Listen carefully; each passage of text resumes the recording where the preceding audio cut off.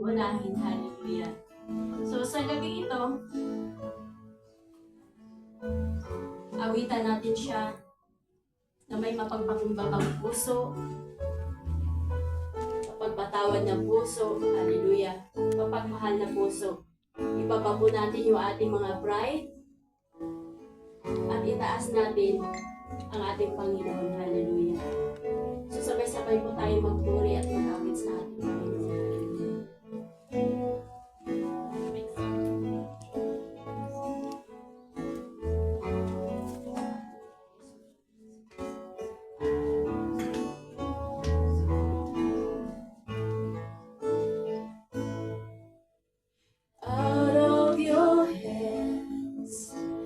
Into my heart, you gave it all for me. Love that is real, my emptiness real. That's when I first believed. Out of your hands, out of your hands. Into my heart, you put your songs in me. Rivers will flow, healing me whole. That's when my soul will sing. My heart can never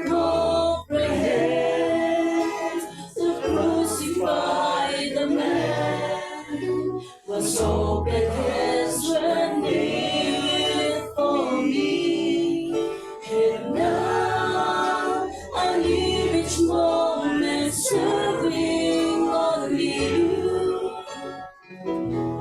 Jesus, my Lord. Out of my hands, hallelujah.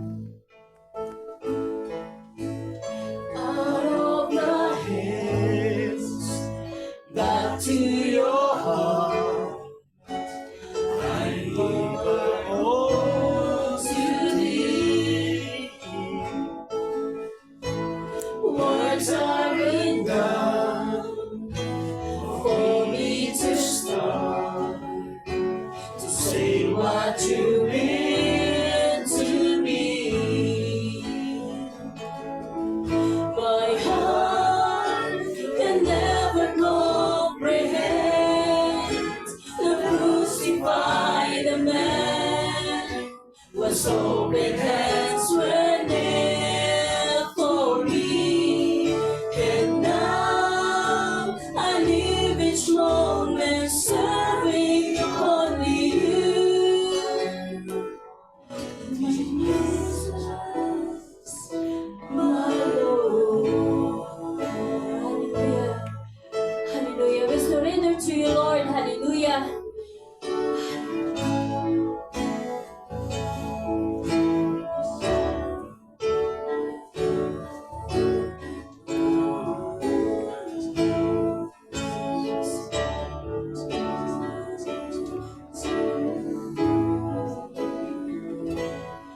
I surrender to your love.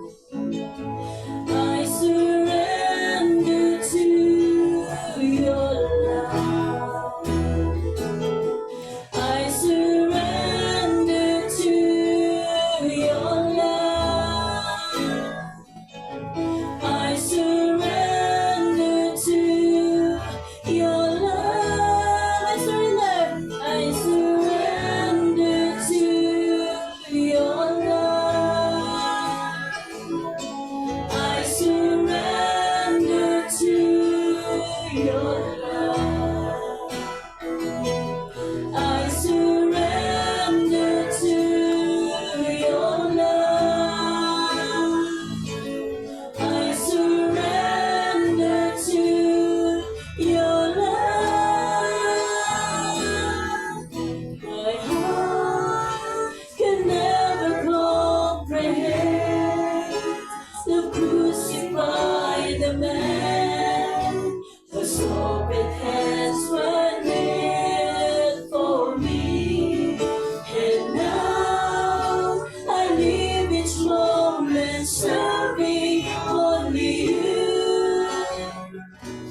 Jesus, my Lord. My heart can never comprehend.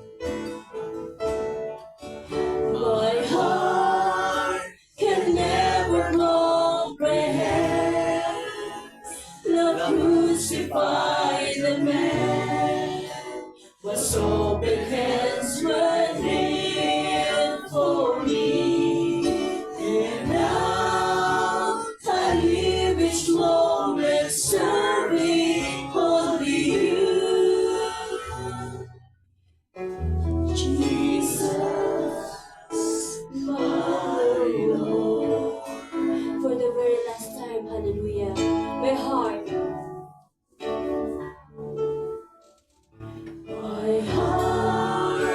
can never comprehend the crucified man was open hands were near for me, and now I live each moment serving only you, Jesus, Jesus, my Lord. Hallelujah, Jesus Christ. Hallelujah, Lord Jesus. Lord, maraming salamat, Panginoon, sa gabing ito, Panginoon. Sa kalakasang pinakaloob niyo sa amin, Panginoon. Hallelujah, Lord. Na andito, Panginoon, ang iyong mga anak, umatin at makinig sa iyong mga salita, Panginoon. Umatin sa iyong mga gawain, O Lord. Hallelujah. Lord, maraming salamat, Panginoon, na ikaw po palagi, Panginoon, ang namuhay sa aming mga puso, sa aming mga isipan, Panginoon. Hallelujah. Sa aming pagpapatuloy sa gabing ito, Panginoon, humingi po kami ng kapatawaran. Hallelujah. Patawarin niyo po kami, O Lord, sa aming mga kasalanan, Panginoon, sa aming nagawa, sa isip, sa salita, Panginoon. Hallelujah. Pakalinisin niyo, Lord, ang aming mga puso, ang aming mga isipan, Panginoon. Nang sa ganun, Lord, sa aming mga maririnig na yung mga salita, Panginoon, ito'y magrema sa aming mga puso, Panginoon. Hallelujah. Na kami, Lord, nalabas sa bahay, panambahan na ito, Panginoon, na may kagalakan, kasiyahan, Panginoon, sa aming mga puso, O Lord. Hallelujah. Lord, nandito po kami, Panginoon. Ang aming mga puso ay para lamang sa iyo, Panginoon. Papakumbawang puso kami, Panginoon. Hallelujah. Nandito kami, Lord. Hallelujah. Nandito kami, Panginoon, na magpapasakop sa iyo, Lord. Hallelujah. Lord, sa gabing ito, Panginoon, sa gagamitin mo, Panginoon, na maghayag na yung salita, Panginoon, Lord. I-bless mo siya, Panginoon. Gabayan mo siya, Panginoon. Na lahat ng iyang kanyang mga sasabihin, Panginoon, ay nanggaling lamang sa iyo, Panginoon. Hallelujah. Maraming salamat, Panginoon, at pinapanalangin din po namin, Panginoon, sa gabing ito, Lord, sa mga kapatid po namin, hindi namin nakakasama sa paglilingkod sa iyo, Panginoon.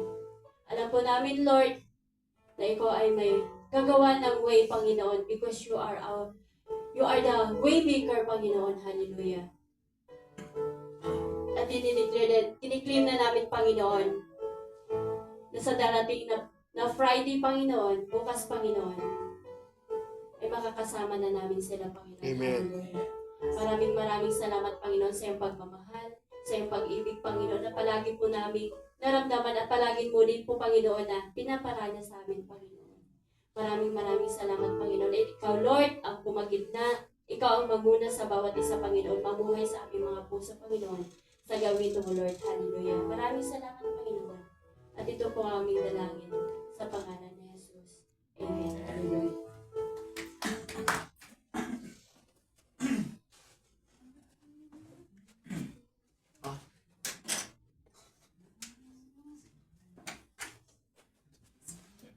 Question and answer tayo ngayon. Question and answer.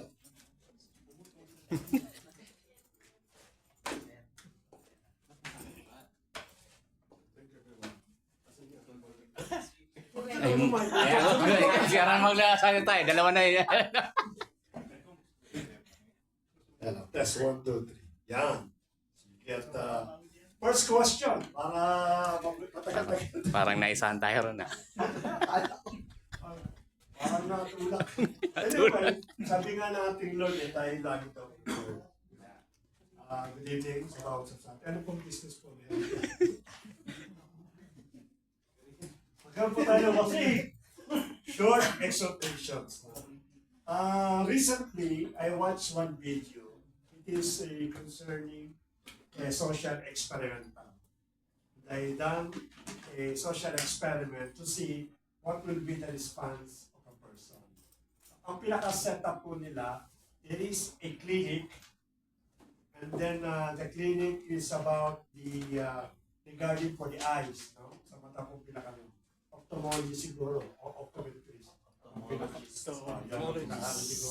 Then, yung actor po doon, yung receptions, at yung lahat ng patients, which is already seated during that time. They're all actors. That is a part of the social experiment. So here comes another patient, which is not part of the act, so that they can see what will happen. Ang tawag nila sa kanilang social experiment is a voluntary mind response.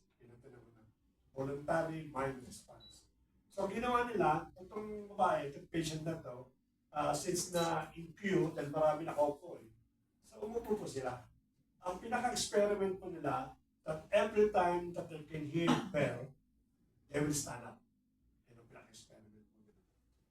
So, the moment that yung babae po umupo, siguro pinag-relax lang, here comes the first bell.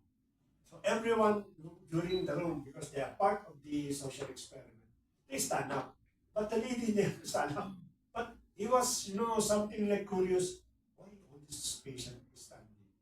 So he don't mind, no? And the people immediately after they hear the bell, they sit down.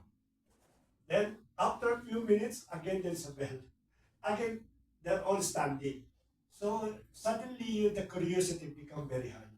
What is the purpose of these people standing? No, but there is no such word, but you can see the face of the lady.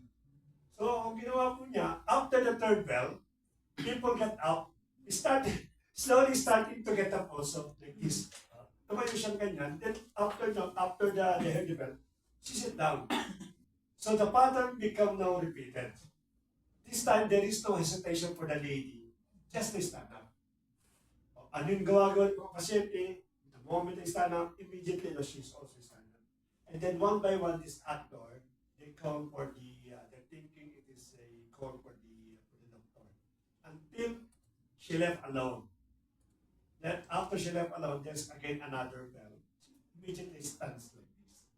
So, in few minutes, they try to study the lady without any hesitation, without approaching the receptions and asking, why am I supposed to stand up every time that I heard bell? No, there is no such a wondering why these things is happening because she is alone. No one is already being with them, but she keep on still standing. And there's a reception there that she could ask, now why am you still standing with the hair bell? It could easily, I don't know, why you're standing. It's so easy. That here comes the next experiment. While waiting yung kanya pong part, here comes another patient. Okay. A man. So it's not part of the play. So, sabi, just wait because there is a queue. Tumupo ito. Yung babae pala tatayo na siya, yung first na babae. Yung lalaki, out of curiosity, why are you standing? Now, if you can hear, because there is an audio, why are you standing every time you hear the bell? No, because the people that came in before me, they are all standing before the bell. So, the man is scratching his head. What's the purpose of standing? Then, only till they can say these things. Then suddenly, the moment that they see, he started also standing. They stand together with the woman. Then a lot of patients, all together, imagine they're all innocent. They're doing a ritual which they don't know what is the purpose, what is the reason. Why I open these things? Alam niyo, a lot of Christians are saying this. We're doing things which is not part of the Bible, which is not part of the Word of God, thinking that maybe majority is doing these things. Nowadays, the Word of God has been compromised. A lot of things has been compromised. Why? Because they see people, they're doing these things. Alam po natin at this moment, yung pong pakikipag-relasyon, no? Doing the relationship with the other. It's supposed to be you are not you don't have right to do these things. But because people see every day, maybe not only inside the church, but even in the cinema, everything really, people are justifying things na hindi po tama. Imagine po nyo, the lady, she doesn't know why she's keep on standing. Or maybe all of us, or maybe some of us, or our other brethren, they're doing things which is against the will of God. But they never know what is really happening to them. Alam niyo, I remember, because I remember in the boat, when the Lord Jesus Christ, when they're about to go to the other city in order to proclaim the gospel, they already saw and witnessed the powerful of our Lord Jesus Christ. Definitely, they cannot deny these things. Because before they went to the other city, the other side of the sea, of the river, they already experienced the healing, the casting of the demon spirit, yung mga pilay, no? Yung mga lame people, they started walking, and deaf, nakakarinig, and blind. So definitely, if we are those people during that time that you really witness, I don't know what will be also our response. When here comes a big thunderstorm, and then suddenly they get afraid. This might be our last day of our life. Immediately they wake up the Lord Jesus Christ. Imagine po ninyo, imagine. They can do something during the thunderstorm. Why waking up our Lord Jesus Christ? Because they believe that the Lord Jesus Christ, the moment that they awake, He will do something miraculous. Kaya sabi ng ating Panginoon, how long will I stay with you? How long you will see my power that manifested? How long you will learn that I already given you the authority? How long you've been with me in order to practice your authority? To practice a life, a victorious life. But because it become norm to all of us, which is really not in align with the Word of God, ito yung ginagawa po natin. No? Sometimes even we refuse to correct by our brethren. Pag kino-correct tayo, marami tayong reason. Hindi kasi ganito. So, kita na ng bawat sa atin yung danger. Pero hindi tayo nakikinig. I remember one story also is how the old tribes, they're getting the water. Because during that time, in the midst of the summer, it's so difficult to get a water. To find a river or a place or something like a well with water. You know what they're doing in order to get the water? They try to catch a monkey. Because monkey, is very famous in finding the water. They are very famous. So what they will do is that they're putting a food inside a small hole. I think Sister Dorothy mentioned these things already. Actually, it's an example for this thing. But this is really true to life. Because when I read the commentary, it told me that during that time, they don't have the capacity to look for the water. So we're looking for the monkey. And put inside, and the attitude of the monkey, he will grab the food inside because they have a good smell. That is also the problem. Because if the monkey get thirsty, they will get, a tendency, the attitude of the monkey, to look immediately for the water. So when the monkey grab the food inside the hole, he will stop there because he doesn't want to release the food. And because it is in a closed space, he cannot get out from the hole. And here comes the danger. This is a wild monkey. Every time that he saw a person, definitely it will be a trouble for him. But despite of being in trouble in danger, he doesn't want to lose the food that is on him. This is what happened with us, right? Despite of the danger that we're facing, we don't want to lose our pride, our attitude, yung mga problema na attitude natin, yung ating pagiging matampuhin, yung ating pagiging kritiko, yung pagiging very, very sensitive natin, yung mga itong bagay. Though we know that it will be danger for us. If we continue this kind of attitude, it will be danger for us, but we cannot lose it. Why? Because if I lose my identity, I know I heard somebody that if I lose my identity, that's it. Finished and gone. He doesn't want to lose his identity. Kaya minsan kasi ganyan tayo ba? Nakalaki ko na eh. From the beginning, ganito na ako, it's very difficult for me to change my life. Though alam mong it will be a very dangerous for you, like the monkey. He saw already that the danger is coming, but he don't want to let go of the food. Because he's thinking the food is life. He's thinking that the food, make him happy and joy. Makaranas ko ng joy. At hindi niya alam yung danger ko napaka-imminent po sa buhay ko. So the Word of God is like a mirror. He is trying to portray that what you are doing right now, it is very dangerous for you. But the problem, we keep on holding that kind of attitude. That is pride, really. Alam niyo po, the most difficult thing that we have to break is our own pride. Aminin naman natin, no? Even us, even me, there's still something pride inside of me. Maybe we don't know what level of pride you have. Maaaring yung iba, kaya natin, okay na sa akin yan. But sometimes, pagka po yung pride, naalala ko kami sa pastor, gusto ko palikin pa. Kailan eh. Because that is also pride. But for me, I look at it in a positive way. Ang sabi niya doon sa video, because nakakita siya ng video, pag ito ginawa sa aking anak, papatayin ko to kahit basta. It was something that is really kick from your own life. Imagine ninyo, 1 week kami nagtuturo for love, love, love.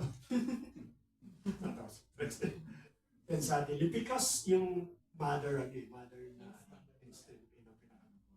But let us always remember, sinama ko lang yun, just only to reflect that our attitude, that keep on pulling down. Dapat ilat ko po natin po yan. Though it is very painful, masakit po yan, but that is the time that we can get free sa ating po mga danger. If the monkey just only learn how to remove the food that we keep on holding it, I do believe na hindi po siya magiging danger. He can easily escape.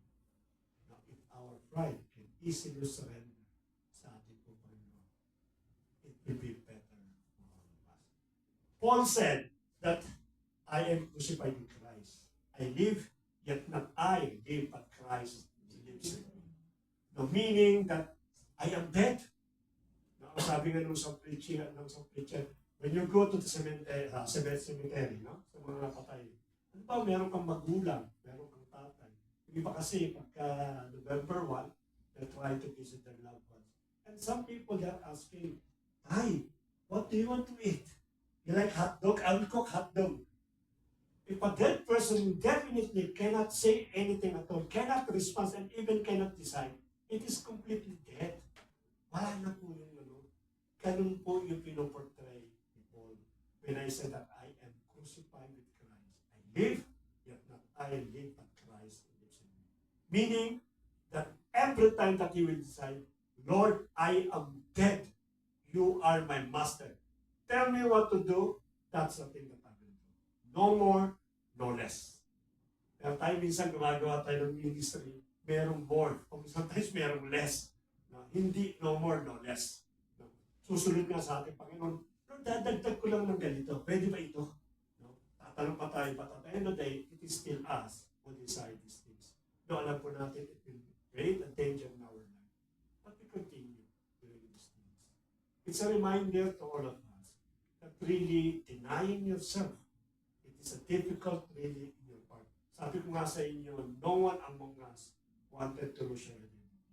Because that's the only thing that a person na hawakan po yun, yung kanya identity. But being Christ, sabi nga niya, you are a new creature. You should lose your identity in order to make a new identity sa akin. We are a new creature, that is the Bible declared in 1 Corinthians 5:17. Therefore, let us live as a new creature.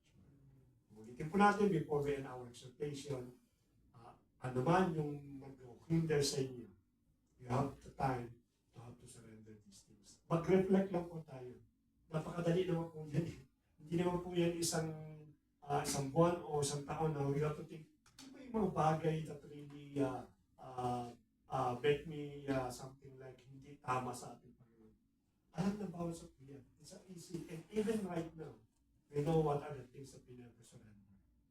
Start praying and start keeping up para po sa ating Panginoon. Because it will not be possible for a person who are living a Christian life on the left side and doing the worthy thing on the right side. Pakabutan po tayo ng ating Panginoon. At masayang yung lahat ng ating pinaghirapan para sa atin. God bless po, at you are most welcome po to make a comment.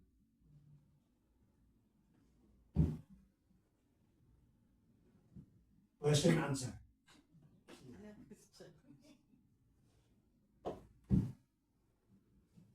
Yung microphone.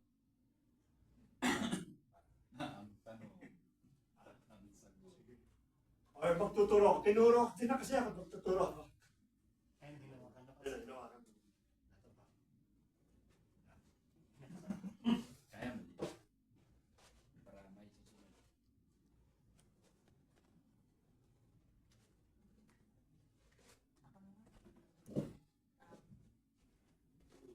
Kasi bagong dating, ha?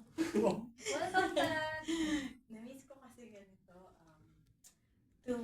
with regards dun sa illustration ni Pas B, yung pagtayo ng babae, regardless na hindi niya alam what's the meaning of what she is doing, it simply illustrated us in the world then when we confirm to the majority of the people around us.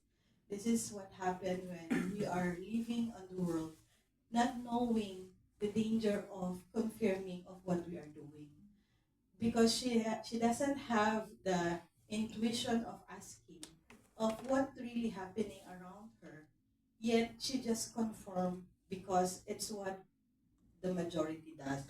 The same thing when we are doing in our daily life, that we are influenced heavily by the world because of what we see, because what becomes naging normal, even if it's immoral, it becomes normal. It's because that's the world says so. It's because it's the people around us majority doing it without any conviction and no justification at all. And we never knew as well, sometimes they said that never underestimate stupid in a pack. Because as a person who is right, you will become wrong in the eyes of the many, even if you are right, because you don't follow what is the world is doing. So tayong mga Kristiyano, ito yung stigma sa atin. Because when we become part of the society, or we become part of the pack na they are conforming to the world, you become a strange person. You become the weirdo. You become the unnecessary person.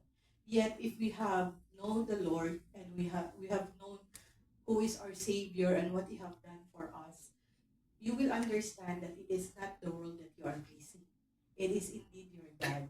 So, may realization ako dito kasi I just traveled to Vietnam. So, there was a time that my son and my sister, they wanted to go to a disco because they were young.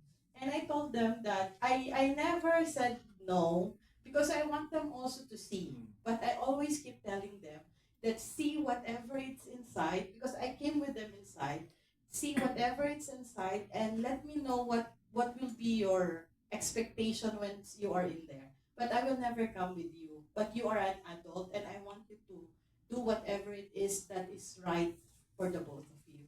So the moment that I told them, when I keep praying, when I saw the crowd, before I used to be so happy when I am in those particular yung scenario na ganun. Kasi nga, it gives you enjoyment. But at that moment, it never pleases me anymore. My heart is not happy anymore when I see the music, the lights, it becomes nuisance to me. So in that then on, I realized that it is not my life anymore, these things. And because I compared how it makes me feel before and how it makes me feel now. So then I go out. I ask my sister and my son to go back to the room, and then I told them that if you really wanted to go there, you may, but just enjoy and never engage to anyone and see what's gonna happen. And because it's just next to our hotel. So hindi ako masyadong natakot kung anong mangyayari. So when they went there, wala pang 1.5 because I keep praying that they shouldn't be there because my sister, she never encountered such things like that. She wasn't exposed in those things. And I want her to see because I don't want her also to be lured by those type of things na wala siyang alam. So I told her, be there, never engage, but always observe. So when she went there, she wanted to experience, and then wala pang 1.5 hours, they came back to the room. They never enjoyed what's happening there. So I was so happy, and I told them that as part of your growing up, yes, you may experience, but always remember that there's always moderation and there's always purpose and reason. And at that time, I keep praying for the both of them. Although sometimes I know na naiirita sila, especially my son. He is irritated when I keep praying for him because it makes it personal to him. So the thing is that we are not the only one who's nurturing our children. Most probably it is the world who's nurturing them more and more. So the only thing that I really hold on is that yung sabi ni Pastora that we have to always utter a prayer for our children because we'll never know what's gonna happen to them outside of the wilderness that they are now. Yung mundo kasi I consider it as the wilderness now. So yun po, we always confirm when we don't know who is our Creator and when we don't know what's our really identity in Christ. Yun yung nangyayari kung hindi mo alam kung gaano ka minahal ng Diyos, kung paano siya nagmahal sa'yo. When you don't know that, it's easy for you to be lured by the lightning of the world. Yung lightning na nakikita mo, it was darkness actually. But because your eyes are blinded of the truth, kaya hindi mo nakikita yung danger of confirming. So, yun po yung doon sa pagtayo at pag-upo. So, yun lang po yung yung sa second, ano nga yung second nun pa? Yung monkey. Yung monkey naman, Yung nakrap. even as a Christian, alam natin that we still have a lot of stronghold that we are still holding. And we are glorified by the Lord, glory to glory. Hindi naman talaga agad na 100% or overnight that we are renewed. But the willingness to be renewed and the willingness to cope, to be better for the Lord, yun po yung pinaka-intention ng puso natin na dapat meron tayo and God will be pleased to our heart. Kung may intention tayo at meron tayong yung sinasabing intentional at saka consistency na magbago, yun ang gusto ng Panginoon sa atin. Just the thought of that, He is already happy. Because it's as a human na exposed sa lahat ng kasamaan ng mundo and the temptation of the world, and also the inner thoughts, yung mga na-build up natin, yung mga spirit na meron na tayo because of the long time na nagtatampisaw tayo sa kasalanan. When we realized that we wanted and we really wanted to hold on to the Lord and renew our life and magbago at umalis sa kasalanan, our God is already happy on that thought. So, yun po yung akin.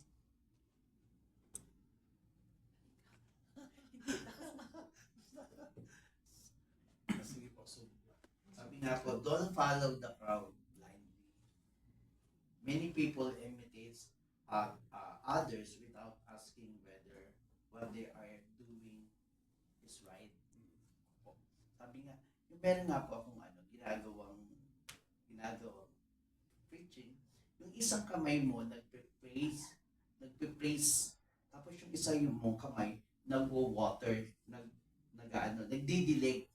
Yung isa talagang holy, pero yung isa nagdidilig siya doon sa kasalanan niya na hindi niya ang ibig ko po sabihin is, yung tipong nagpupuri ka, pinipilit mong magpurihin ng Diyos, pero doon sa nakatagong isang bagay, dinidiligan mo yung kasalanan mo na hindi mo maiwan.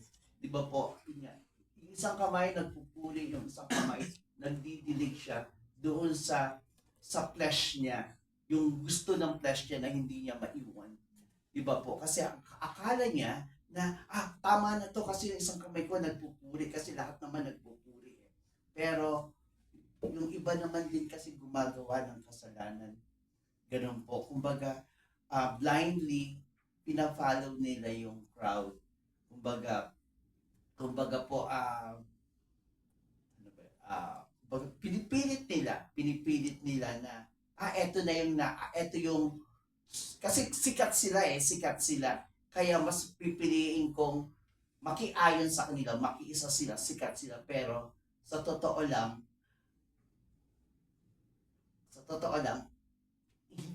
mali yung sinusundan mo. Diba? Tulad ng ikaw, hindi mo maiwan yung bagay na mali. Hindi mo maiwan yung bagay na mali. Ewan ko ready pa. Ayan. Hindi, mayroon na kayo dyan. No? Dalawa-dalawa How na. to test a mango without peeling the skin? Without biting it. How to eat banana without peeling. You can never test a mango sweet unless the skin is peeled. It means how to remove our routineness from our life and connect it with spiritual life. It's not easy. I can tell you it's not easy. But it will be made easy in a process when we will continuously, consistently listening to the right voice, listening to the right parents. Because, like for example, I've been routinely brought up in the Catholic beliefs as a child, and until to the stage when I was about to become a nun, I want to give all my life to Jesus. Yes, all my heart. I even broke up with my fiance just to enter into the convent, to give all my life, everything I have, and all my future, because I thought it's the right way. But how do we know it's right or wrong? Again, it is by reading the Word of God. I never knew the truth of the Bible because no one is telling me.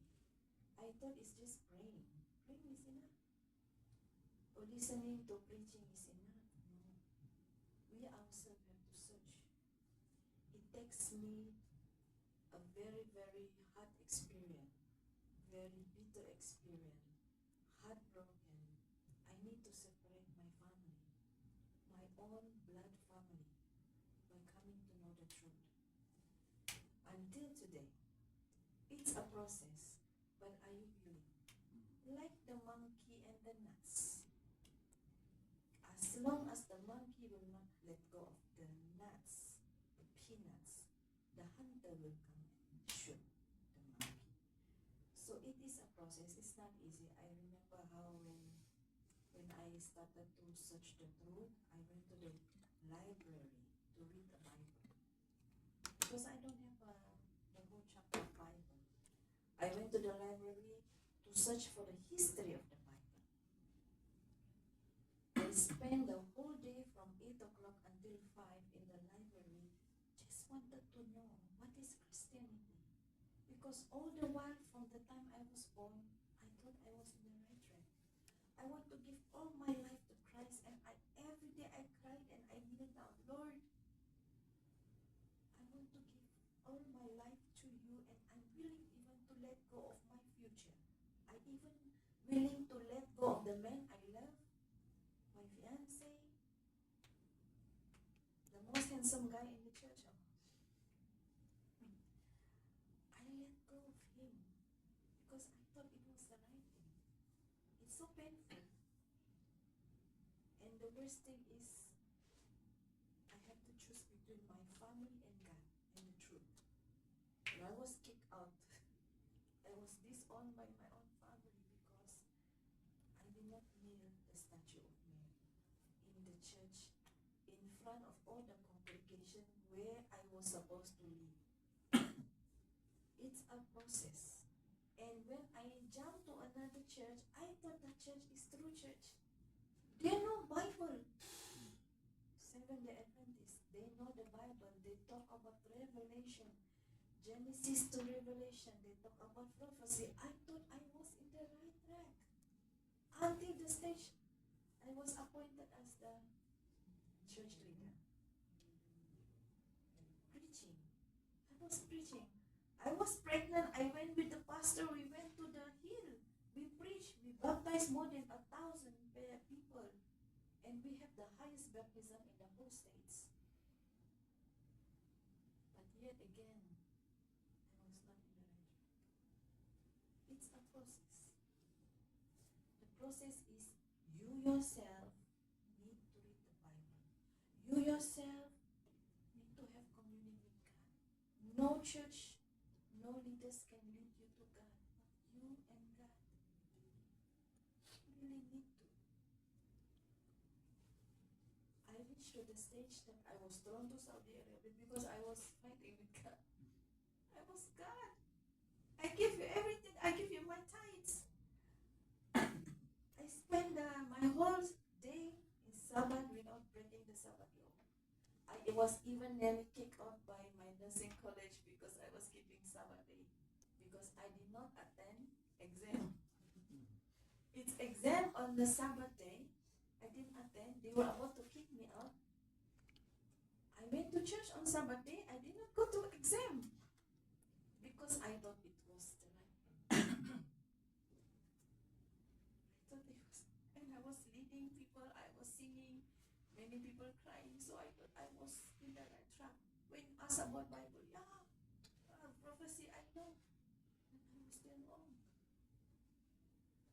Until God brought me here.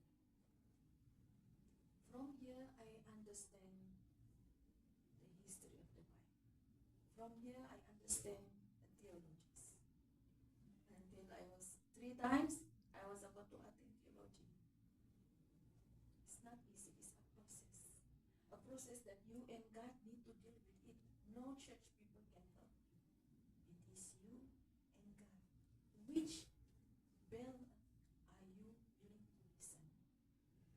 Which voice are you willing to listen? Are you willing to humble yourself down? It is a battle that we are facing on earth, and it's not something that you thought is normal. It's not normal. I experienced spiritual battle how many times? From my childhood. I experienced my brother was even dead. I experienced furniture jumping by itself, throwing by itself, knife throwing by itself. I experienced. This is not, it's not a joke. It's not a joke. And we know that Jesus is coming soon. And are we ready? Or are we still willing to listen to our flesh? Sometimes it's hard. It's really hard. I'm telling you, it's hard. I lost a lot of my good friends. I lost a lot of people whom I love in the church. Even the nun and the priest until today. Every time they still look for me. I still visit them, but you have to choose between being normal with them or to choose the right thing, to follow the right thing, what God teaches. It's not easy. Sometimes I was insulted, put to shame. It's not easy. But this is a journey that we need to take to choose between God, the truth, or your pride, or your enjoyment. So, Pas, this is really, it's a really good message. I mean, it's really a reminder when you shared about the bell. It's like, it's reminding me of my past. Yeah.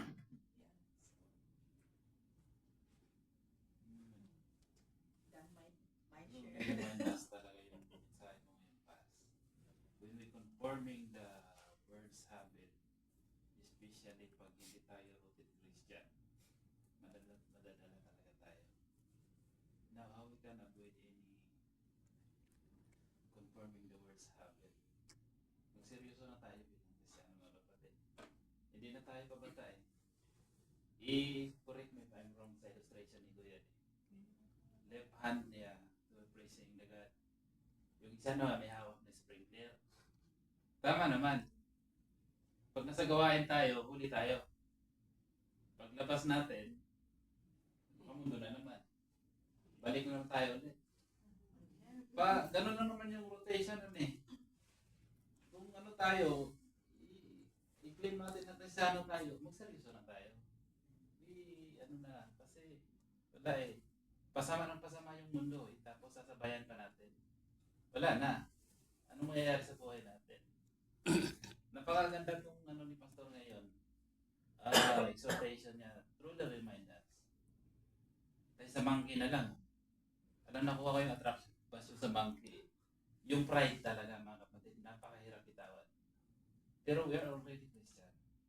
Pagsabihan tayo, accept. Kasi hindi naman tayo pagsabihan mo, walang mali nakikita eh. Di ba? Tapos pag nasabihan tayo ng kapatid, kung sino man dyan, ibig sabihin, mahal ka ng kapatid. Ayaw niyang makontinue yung mga maling gawain mo. Kasi mahal ka eh. Kasi sila yung gumagabay sa atin.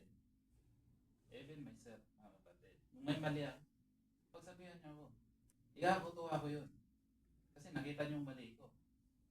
Mas maganda kasi yung kasi bantayan tayo eh. Especially sa ano. Unang-una pride talaga kasi dati yung pride ko. Hindi ko alam anong level na yun. Sino ka ba? Chicken. No. Sino ka ba? Sino ka ba? Ganito position ko. Tapos ikaw, ano ka ba? Yan yung isa, mga kapatid. Pero binago ko ni Lord ng dahil doon. Kaya ang ano ko dito is yung magseryoso na tayo bilang Kristiyano. Kasi ano eh, doon tayo mag-grow eh. Especially pag may ministry tayo. Basta praising ano. Yung sabi ni Kuya Dave kanina. Sa gawain, praise the Lord. Paglabas, ayun na. Back to the flesh again. Rotation lang yun, mga kapatid. Rotation lang talaga yun. So ano lang naman, pagdating natin sa bahay, ang habit ko lang naman tuwing Saturday. Pag wala ako sa umaga, basketball, magbalik. Ayun, parang disco sa ano, worship yung bahay namin. Yun nga lang, kulang nun, lumalabas na yung sound doon kasi hindi pa masyadong ano eh, kaya praise God po. Patuloy lang tayo at saka yung prayer din talaga. Prayer. Kaya maraming salamat din sa Jesus that dito ako inubog. Kasi during the previous ano talaga, wala yung pariwara eh. Nagkasala ang lalo akong nagkasala. But praise God. Na ano yung ano eh, bumalik yung uhaw ko ba? Napakaganda, napakasarap kasi may mga tatay at nanay tayo lagi ano pag nakita mo yun yung namimiss ko eh. Pagsabihan ako. Kaya, praise God. Kaya last message is yun. Magseryoso tayo bilang Kristiyano.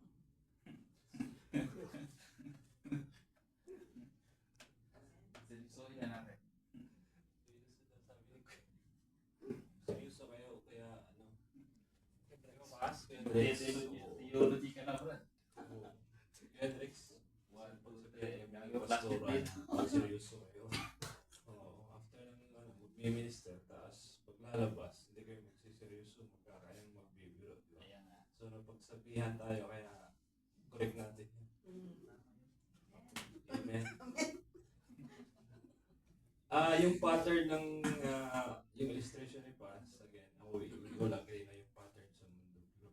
We have to identify kasi ano yung pattern sa mundo ngayon eh. No? Kasi at our age, alam na po natin yun. To determine whether which is one, which yung correct at saka yung tama, no? The right or the wrong. No? Hindi ibig sabihin na parang okay siya, ibig sabihin tama yun siya, no? Kasi yung pattern ngayon sa mundo, nandun talaga lahat. No? Ano ba yung mga, let's identify, pinaka-simple, yung paninirang tao, paninirang puri, di ba? Pakamundo po yun, no? Yung desire ng flesh natin, syempre, pag nandun ka sa environment, katulad ng sinabi niya na malamang that's a pattern sa mundo kasi wala siya sa spiritual, wala ka naman makukuha kung nandun ka being spiritual, wala kang magiging dun, no? Kung di makamundo. Lahat ng ingredients na kasamaan, makikita mo, mostly nandun. Yung salita, nandun sa spirit, sa alcohol, lahat po yun, so wala kang magiging. So something na wala tayong mag-gain spiritually that we can consider it as makamundo siguro. No, for me. So, we identify those kung alam natin yun. Now, ang tanong is, alam na natin yun, sumusunod pa rin, no? The flesh is nandun pa rin. Oo. Pero sa atin, which is nasa tamang edad na tayo, alam na natin yun. No? Na wala tayong makukuha doon out sa mga ganung bagay. Now, ang medyo ano lang sa atin ngayon, yung illustration ni Paz, yung mga bagay na hindi natin kayang bitawan. No? Yung mga bagay talagang hindi kayang bitawan. Either na-enjoy natin yun, or either nasa loob sa atin yun, either emotion, either mga egos or pride, yung pinumber one talaga, yung pride natin. Maging emotion, you are lead by emotion, no? Tulad ng may binos si Pastor doon. If you are lead by the Spirit, hindi ka madaling siguro, ma-offend, no? But if you are lead with emotion, siguro nandun yung maturity natin, no? Pag sabihin kasi natin, mature tayo spiritually, siguro hindi, it's not about gaining the knowledge. Kung ano yung alam natin. But rather, yung small knowledge natin sa the Word of God is applying it sa buhay din natin, no? And that way, we are slowly growing. At kung ano yung nasa atin, nabibitawan natin eh. Number one, yung pride talaga. Yung ego. I'd like to mention na isang incident na ako natamaan yung pride ko. I believe everybody knows. No? Oh, I was shocked. And offended.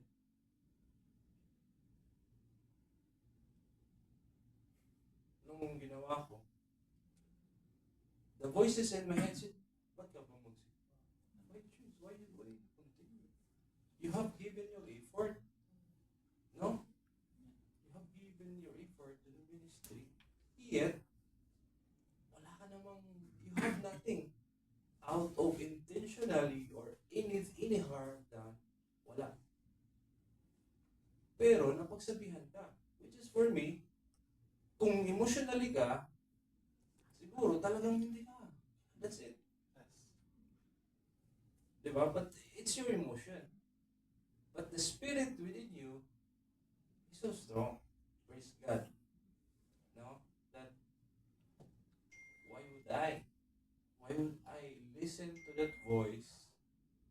Because I know mali yun.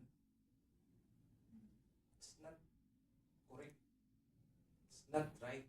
So what's the right thing to do? Ano yung tama? Of course, that question remains to be answered by the discernment of the Holy Spirit. Okay, so let's think. And when you pray, you have to add a little bit of worship.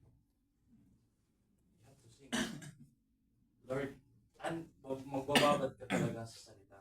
You don't go out, you don't do chismis, you don't talk to your friend, talk to your brethren. No, you don't do that. The easiest way for me that I have learned is you pray, discern, and when you discern, you worship 1 to 2 gospel songs, and you read the Word of God, not only a verse, you read chapters ng libro. From then, nabababad yung spiritual mo eh. Your spirit is filled. And the matter is no longer at you. The matter is no longer for that person. It all go back, it all points out to God. Oh, your faith does not depend on one person. Your faith, hindi nakadepende sa kahit kanino man. Your faith, nasa Diyos. Kung paano kanya hinubo, these people, they are instruments. They are good instruments that makes you faith grow. Magtutulong po sila, tumataas yung pananampalataya. At praise God, na yung mga salita niya, the discernment of the Spirit is within me, nadi-discern ko siya. Which is for us, I believe, nasa atin yung Spirit. It's just a matter of what? Katulad ng sinabi ni Sister Lority, is to be sensitive on the movement of the Spirit. Yung salita niya. If we are not sensitive enough, at kaliwal we ignore it or we neglect it, mangyayari is talaga, you will lose what? You will lose your identity. That's the first step by step. Katulad ng sinabi nila na pag anuhan natin nila, what we learn from them is, hindi siya automatically, no. Step by step, you will lose your identity. And choosing it, your emotions over your faith, mangyayari is, you will lose slowly your identity. That's for me. Thank you.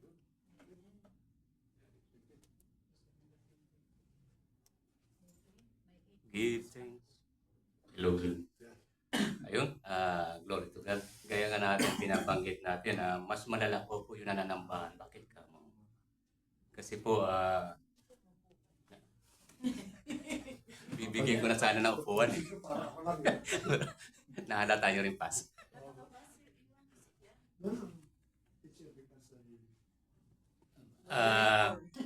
Gaya nga na nabanggit na natin, binabanggit natin, maging sa kabilang church pa to, kung tayo nananambahan, lumalapit kay God, huwag natin gawing pintuan na patuloy na paggawa ng kasalanan ang church ni God. Una-una yung mga sangkap ng kasalanan. Una, panalaki, tawag ng laman, tawag ng dila. Yung tatlong yung kasalanan hindi maalis sa panambahan ang realidad ng nananambahan. Tama din binanggit ni Sister Dorothy na magkaroon tayo ng personal talk kay God, hindi sa kanina man. Walang magsusuggest na magpasagaw ka sa ating mismo sarili ang kusa ating ilatid yung sarili natin kay God. Ang faith kasi ito ay hindi ito ipinipilit sa atin. Kusa natin tinatanggap yung pananampalataya natin. Magiging ko rin ay ma-pride din po ako noon. Sa social media, yung pagiging advocate natin, namumura pa ako sa social media pag nag-a-advise ako na.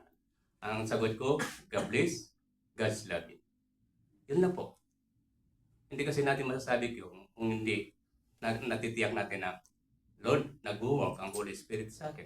Hindi ko magagawa ito kung wala ang Holy Spirit mo sa akin. So, ganun po yun. Kaya, huwag tayo mag-rely sa ang dami na nanambahan. Sabi nga natin ay manambahan tayo, na si God ang pinunta natin sa panambahan hanggang sa pag-uwi natin. Tama din sinabi na Kuya, lahat na magsalita, focus tayo sa mensahe ni God. Dati naman hindi ako nagbabasa ng nung nag-i-school ako, may dala akong packet Biblia maliit. Hindi ko na binabasa yun. Saglit lang, ganun lang. Nagbasa lang ako ng Bible, nandito na ako sa rin. Nabasa ko na yung buong Holy Bible. Tapos paulit-ulit na nabasa. Natuwa ko doon sa tanong ni Kuya Arnold kanina. Na-relay sa akin yung kwento ng dalawa yung sa wilderness na may Moises at Joshua. May isa pang kasama si Joshua dalawa sila.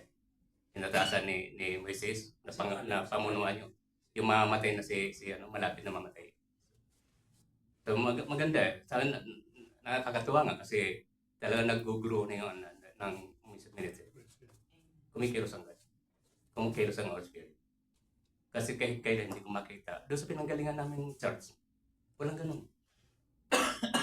Kaya mas maganda talaga yung nag-pray. Pinakikiganti ka na. Walang matigas na puso ang hindi mapapalambot ni God. Kung hanapin lang po talaga natin siya. Huwag tayo sumingin sa kanino man. Kay God lang po tayo nakapokus ang tingin. Kasi once na tumingin tayo kay God, anumang katigasan ng ating katawan. Katawan kasi natin ang pinaka-the best na tools ni Satan. Pag hindi nag-work talaga ang Holy Spirit sa ating spiritual man, kahit kailan hindi makokontrol ng spiritual man natin ang katawang lupa natin. Ito ang tools ni Satan para patuloy siya tayo sa deception ni Satan, makalayo kay God. So, ang ano natin ay kailangan one-on-one talk lagi kay God. Yes, sabi di ba, kuya, na laging nagbabasa ng Bible, laging laging ng praise and worship. Gawain ko yun eh. Araw-araw. Kanina nung nabasa ko yung tanong ng kababasa ko lang ng Matthew 10:15, yung assignment. Kababasa ko lang noon. Habang fasting and prayer. Prayer, bali, magbabasa ng Holy Bible. Tapos napag-exhort tayo. So, ganun dapat naka-tune in. Itino-tune in na natin yung ating sarili. Yung katawan mismo natin. Kay God. So, ganun magiging laban natin. Pero kung nakarely tayo sa katawan lupa natin, kahit kailan, stop na natin panambahan natin. Magkakasala lang po talaga sa ating nagtutuwa ng kay God. So, ganun lang po yun. Yan po.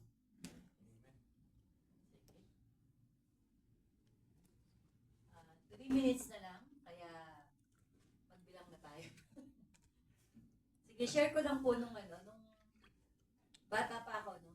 Kasi lagi ko ako Matanda na. nung bata pa ako. Nung bata pa ako. Kasi lagi po akong sa simbahan, kasi ang tatay ko, talagang pag hindi ka nagsimba, may palo ka talaga. Pag di ka pumangon na maaga, bubuhusan ka ng malamig na tubig. Yung may yelo po talaga. Okay, hilahin niya muna yung mga kumot ninyo. Tapos mamaya mo niya, ng kasunod, pag narinig mo na iyabag na tubig na po yun, kailangan talaga makasimba. So, ngayon, merong pagkakataon, nasa simbahan ako.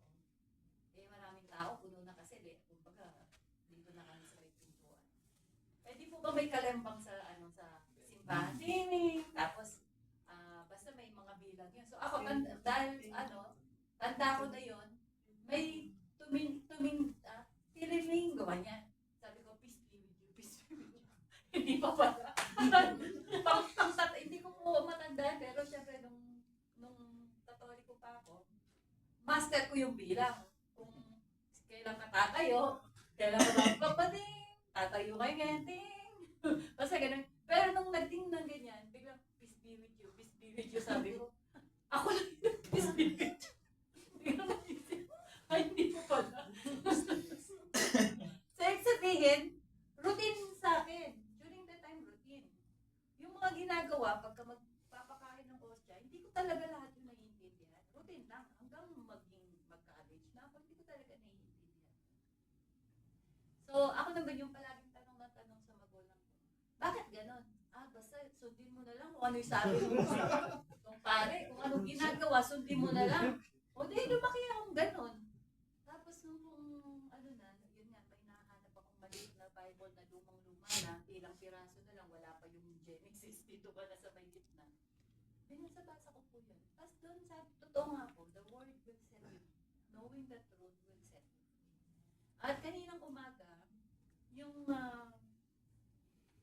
hindi na ako katulad nung nung naging born again Christian ako, hindi na ako yung kung anong ginagawa ng banda, yun na rin gagawin ko. Katulad nung patining, hindi na gano'n, di ba? Alam mo na bakit mo ginagawa yun. Kasi based ka na dun sa Word of God. So, kaninang umaga po, nung kasama ko sa Dubai nakabase sa Dubai, nakasama ko sa work. Sabi niya, nakasiklim ako, pwede ko wearan mo muna ako ngayon. Pwede ikaw muna mag-book sa mga flights nila. Sige, walang problema. Kasi kanya, nagsusuka na naman ako. Sabi niya, kung ano nangyari nung last month, gano'n na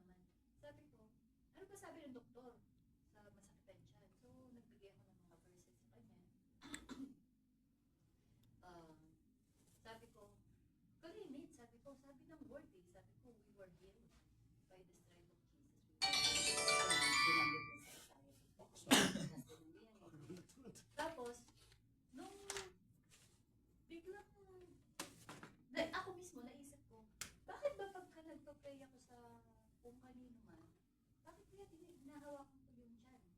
Yung tiyan, di ba? At pagka hinawakan ko yung tiyan, nakikita ko yung manifestation. Talagang nagre-react yung spirit na nando doon. Sabi ko, Lord, bakit nga po ba? Ako mag-isa ako nung kanina sa table. Lord, bakit nga po ba? Bakit pagka, at saka, bakit ko ginawa yun? Hindi, wala naman ako nakitang nagpo-pray ng gano'n, na hinahawakan nila yung tiyan eh. Ako lang yun eh. Kasi, yun yung parang pagka, yun yung instruction sa akin ng Holy Spirit, hawakan mo yung tiyan. So, alam mo yung word na binigay sa akin ng Lord? Ang sabi dun sa Ephesians chapter 6, yung sinabi dun, put on the full armor of God. Tapos, yung isa doon, ang sabi niya, no? Yung belt of truth, sabi niya, buckle around your waist, yung belt of truth. Sabi ko, oh nga. So, yung truth pala, kapag hinawakan ko yung tiyan, kasi sabi ni Jeremiah, I found your word and I eat them. Di ba? So, yung truth pala, when you eat, saan pa pumupunta? Di ba sa tiyan mong ganyan? Nandoon yung tiyan. So, ngayon, because yung pinagpapray mo, they are full of lies ng kaaway. Mula kabataan nila, puro kasinungalingan. Pinangahawakan nila yung may sakit ako kasi yun ang nilalagay ng kaaway. Ay, hindi ako mabuting tao, masama ako, hindi na ako magbabago. Yun yung mga ganun ba? Kaya pagka hinawakan ko yung tiyan, yung truth, no? At tapos dinideclare ko na you are chosen, you are forgiven. Tapos yung nagre-react yung sabi ko, Lord, yung pala yun. Yung pala yun, sabi ko, praise God, tungto ako. Tapos binigyan pa ako ng word, sabi niya, I am the way, the truth, and the life. So sabi ko, tungto ako, kanina talaga sabi ko, Lord, talagang eto pa rin ako yung dating Irene. Hindi ako pwedeng ginagawa ko lang to ng walang dahilan. Basta gusto ko lang, parang dito, hindi eh. Sabi ko, Lord, nga, bakit ba? So yun, tapos na-share ko dun sa, kasama ko dun sa Dubai. Sabi niya, Rin, thank you, sabi niya, okay na ako, nakakain ako ngayon. So, praise God. So, yung pala yun. Kaya pala ginagawa ko yun. Wala man nag-instruct eh, walang so it's the Holy Spirit. At siya kung nag-rules. 1 to 7.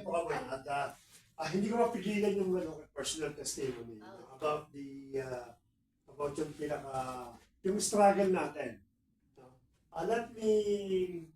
This is a personal testimony.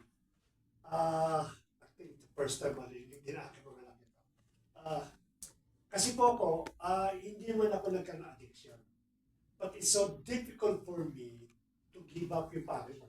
Nasanay na kasi ako nag-inom. At hindi ako masyado nagkukwento. But it's almost to the extent na maging addict kami. No, kasi yung aming kasing kaibigan na Chinese, it's so easy for him, to spend money and to buy liquor. So, every evening, we're drinking wine. Naging part ng buhay ko yun. But since yung aking kasing magulang, they are now in somewhere, not in the original place, so I can do whatever I can do. And no one knows that my parent, my brother and sister, they don't know that I almost addicted now with the liquor. Then, we have one friend, he became a born-again Christians. This is a good lesson. I use these things as my way to escape from the trap of the enemy, and I believe we can use it also. So we have a friend, but nung siya po yung naging born-again Christian, he started sharing the Word of God. To the extent that even in our inuman session, he's still there sharing the Word of God. Because maybe because he's new, and he wanted us also to accept the Lord, and he wanted us to become also changed, so he stopped drinking. Kasi yung pag-inom namin, that is lies natin ng ating ng kaaway, that is the time that we are happy. Of course, meron kang happy, but when you are drinking, that's the fullness of your joy. Kaya yun nalagay sa transfer. Para every evening, we have to go in that place just to drink until early morning. That is our regular every evening. And of course, we are playing basketball. Sa part ng aming pinakam yan. Kasi nagiinuman, it is all basketball player. So when we're drinking, this friend of us, is a close friend of us, keep on sharing the Word of God. Sharing the Word of God. And since that when you got now shot and a little bit dizzy, You're trying to insult. Oh, minom ka na, you drink also. And he's alone. No, we are maybe 7 of us. He's alone. That said, no, I will not drink anymore. This is not good, blah, blah. And so many reasons. But every night is part of our inuman, of our drinking session. One day, while we are drinking and sharing the word of God, listening to the word of God, this gentleman suddenly said, okay, just only one shot. He said like this, just only one shot. Then we are surprised, we're looking for a friend. He's been refusing for how many months now? Okay, he said one shot. So we give him one shot. And this guy, after drink, that's one shot, huh? Then continue sharing the word of God. Continue sharing the word. Then the next evening, again he said, one shot only, huh? Only one shot. We started again one shot until it became regular. Now he's not taking only one shot, but he's also doing the rounds of this thing. But still sharing the word of God. That is the time that after of this drinking sessions, he suddenly withdrew his pain. He went back again to the word and drinking on us. That is the experience of my friend. One day, the Lord called me during that time. I'm still, drinking, but the Lord called me. I thought to myself, I already know the experience of this guy. I will not repeat the same mistake. So what I did is that I finally decided, no, I will not go to that place because we have some place for money. Drink, but for me, kalas. I will not drink anymore. But I can still play with you with basketball because we have a one team. So in that place, that particular place, I just trying to escape, but I'm still living on that area because we are playing basketball. That is my biggest mistake. The moment that I stayed in that place, I'm thinking I can handle everything. I can, reject those temptation again. I can have a good faith. And suddenly, I started again drinking. You know what is the lesson here? The lesson here, maybe your room is your battleground. The moment that you get inside the room, and just stay here. Maybe that is your battleground. Maybe that is the temptations from your life. You're thinking, because brethren, I'm gugulo eh. So I have to go inside to my room, lock to my room. But little you know, that is the time that the devil is trying to attack. Maybe your bed, it is your battleground. The moment that you lay down, I don't care anymore. I have to sleep. A lot of things, no? I already mentioned one of our brethren here. If that will be the case, that you notice that you always commit sin, escape from that place. If you cannot escape that place, then therefore consume your time outside. When you go home, your time, you sleep.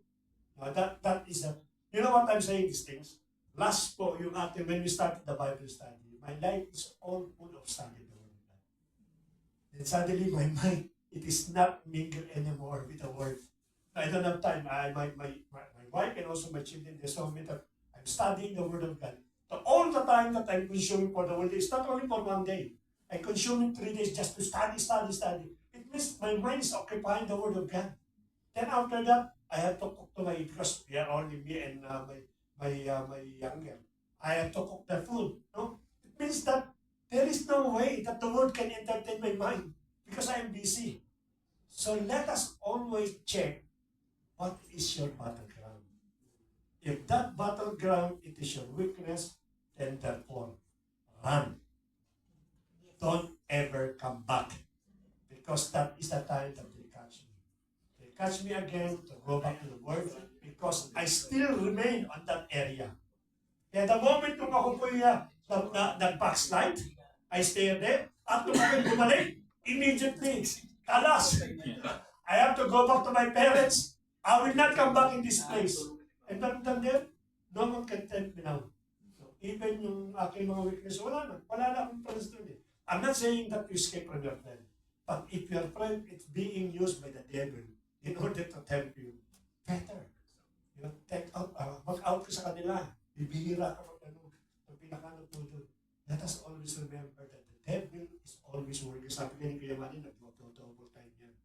No? And normally, he's looking, uy, si Kuya Nori pumasok na sa kwarto, kaya ko na yan. Akin ang boundary, akin ang panito. Uy, si Pastor Lerno pumasok na dito, kaya ko na yan. Kasi dito siya mahina eh. So better avoid a place, a date, a friend, that is, pinakamalaking temptation sa bawat buhay ko natin. And that is the time that you will overcome the world. Sige po, tayo yung magbilang na, bagamat Na-overtime. alam ko marami pang ano. Ano ba, gusto niyo po bang mag-one-to-one prayer o gusto niyo mag-corporate po na tayo? Kasi parang bago siya magtanong, ganito po yung pass, parang yung Sige, patagdagan mo na lang. yung point na yung pass is parang si David. Opo. Matitingnan natin si David. Minsan kasi, he is in the wrong place at the wrong time. Parang gano'n, no? Kasi hindi siya sumali sa gira eh. Now, what if sumali siya doon? Maybe he would join the war, but he did not. So maybe he was sometimes, no? We are in the wrong place The wrong time. at the wrong time. Kaya because the temptation andun talaga. And the devil is really strong in giving you this temptation. Really, really, really strong. Once, especially if you're emotional, and that temptation release, yung gusto mo, yung sinabi ni Paz, it's, kumbaga, he lure you that this is your fullness of joy. This is yung mararamdaman mo once makikita mo siya, no? So, yun lang. Be careful na. Ay, si Kuya Wrong Jomel, place, parang wrong may naisip time. si Kuya Jomel. Tanong sa kanya ba? Kanina pa nag-iisip Mahirap yan. yung tanong niya, Pas.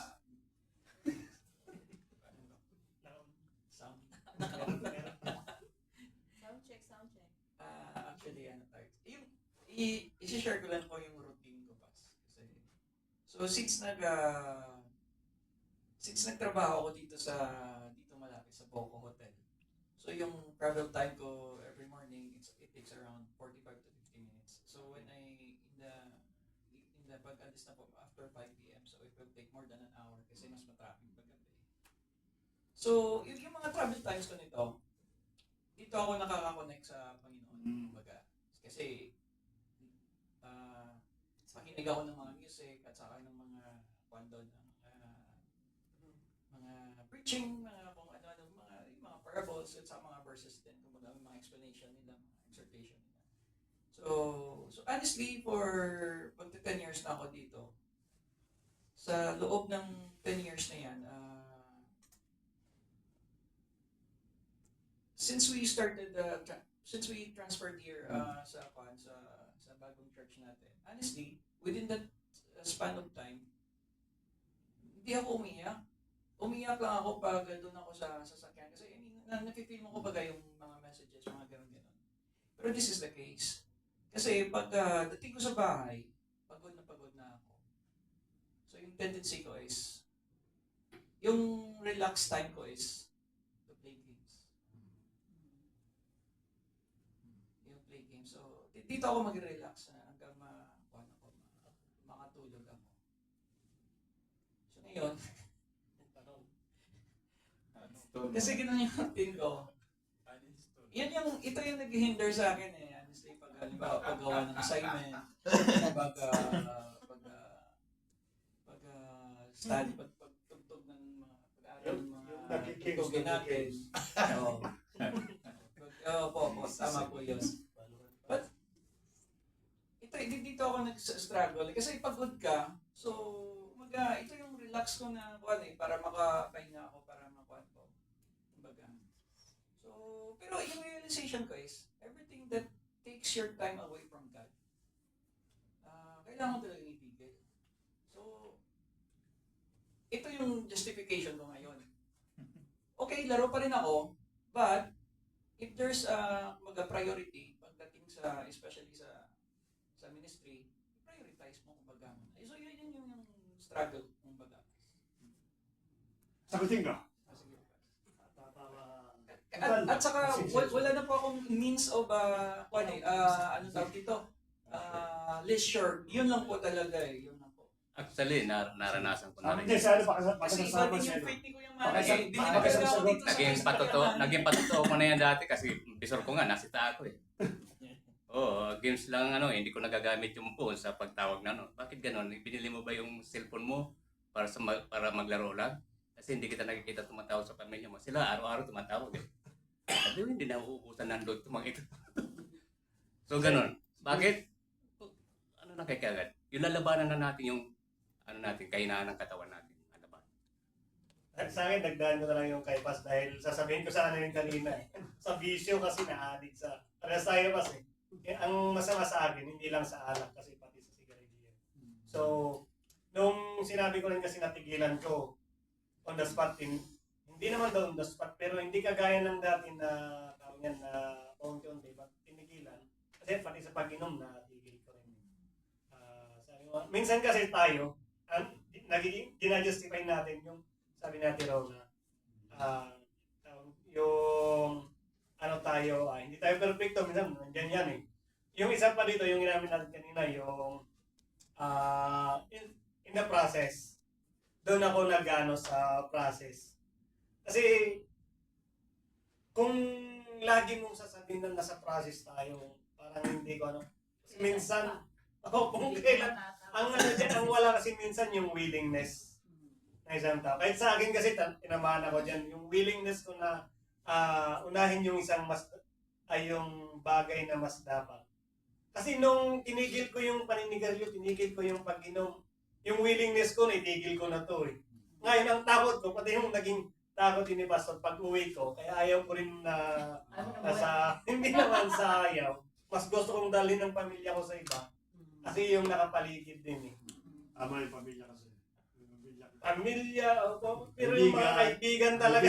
Yung kaibigan kaya mong iwan, pero yung pamilya kasi nandun. Pero yung lakas kasi ng atak ng nasa paligid mo na kinalakihan, napakahirap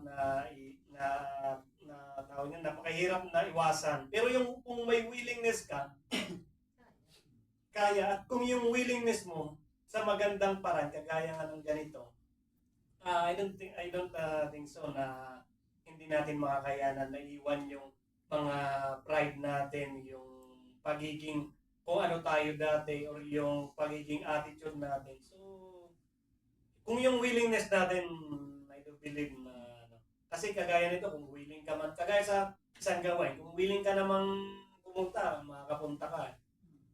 Hindi naman rason na wala yung na hindi ka minisits nang magsusundo sa iyo. Pero kung willing ka, kung kaya mong ibaba yung pride mo, kuya, pwede pa akong pasundong. Sinong pwedeng magsundo? Yun yung sa akin. Kaya dagdag ko lang yung willing ka rin na isigil yan, install yan. I believe, bro. Install, uninstall. Yun lang po yung take ko ng pass. Ako din magdagdag ako. Sige. Dun sa yung kinalakhan natin ng mga natin ginagawa. To be honest, mahirap naman talaga kung ikaw lang mag-isa. Pero pag nalaman mo kasi talaga kung ano yung pagmamahal ng Panginoon sa iyo, isa yun sa magre-rema sa puso mo. Yun ang magko-convict sa iyo na wag mong gawin yan. Like for example, nung nandun ako sa Vietnam, I could have done na magpunta dun sa disco, but it is not me who wanted it anymore. Kasi ang iniisip ko, kumbaga, I am not happy anymore in these things. At saka, bakit hindi na ako happy? Because you've learned na yung pagmamahal mo sa Panginoon is greater than what you want. So, hindi nangyayari yung transformation automatically. It is gradual until you soak yourself in the words of God at maramdaman mo at malaman mo yung identity mo sa Panginoon. Once na-realize mo yan at nagrema yan sa puso mo, yung flesh mo mismo ang magde-decline. At saka matututunan mo na, like for example, before, meron akong testimony. When I was in a relationship, when I got broken-hearted, hindi ko yan tinatagalan ng taon. 6 months lang pinakamatagal, may papalit na ako. It's because I can. It's because, yun yung mo na, sino ba sila? I have a lot of, taas ng tingin mo sa sarili mo, which which is also pride, and you are really doing double time to become more attractive in the market, para mapansin ka ng marami, you are doing your best to be part of that world. So, alam mo na, na hindi ka kawalan yung mga ganon. But later on, this is my transformation days. When I really found God in my life, they are irrelevant. Hindi na sila nag-aano sa isip mo. They are not even part of it anymore. And and it becomes your success, and it becomes a transformation really na. Why I keep doing those things while it doesn't pleases the Lord, and it's not giving even any one value in my life and in my integrity and my being. Doon mo marirealize yung paggawa ng kabutihan at yung tama at mali. So as a Christian, yung pagiging double life natin talaga, we have to work hard on it na mawala talaga yung double life na yan. Na we are worshiping in the weekends, and then we are doing the awful things on the weekdays. So, but hindi naman talaga overnight yung transformation. For me, it took me how many years? Kasi I've been a Christian when I'm still in Bahrain. 5 years hindi ako na-change sa Bahrain. I was using only the church to become my social life. But it never changes me. Walang nangyayari. I just go and I mingle and I pretend that I am nice and I am good and I'm popular there. Yun lang ang purpose. But really, it doesn't hit anything on me. Walang nangyaring transformation until you know the Word. Until you encounter Jesus itself in your life. Dun mag-change talaga yung buhay mo. When you hit your rock bottom and you found that God is your rock, dun magkakaroon talaga ng changes. Dun ka mag-change and dun mo makikita that there are things na yung hindi nakakalugod sa Panginoon, hindi mo gusto gawin. Because you will always think of Him. Kung is He gonna be pleased kung gagawin ko to? Nandyan na yan na yung conviction, di ba, Paz? Masasaktan ba ang Panginoon pag gagawin ko to? Andyan na yun sa thoughts mo. Yun na yung nasa utak mo. Pag ginawa ko ba to, nobody can see me that will judge me. But I know God can see me. So, ang una kong iniisip, is my God gonna be hurt if I do this? Yun na yung iniisip ko bago ko gawin yung mga alam kong hindi nakakalugod sa Kanya. At yung sa pride naman, yung before madali akong ma-insult or madali akong ma-disheartened at saka pag merong yung correction, it's really sa akin big deal yan. But this time when I will be corrected, I will always ask myself na ano ba talaga yung tama? And is it really meron bang reason bakit nangyayari ito? And sometimes you have to kailangan natin i-assess yung sarili natin na baka we are just being tempted. Kasi sometimes ginagamit niya ng kaaway to disheart your heart para ma-dismay ka, para hindi ka yung fire mo sa pagsisimba mawala. If it's happened in the church and if it happens in the work, para mawala yung composure mo. Sometimes you react based on your emotion. But when you are in the Word of God, when you are with God, magre-react ka, but you will include prayer.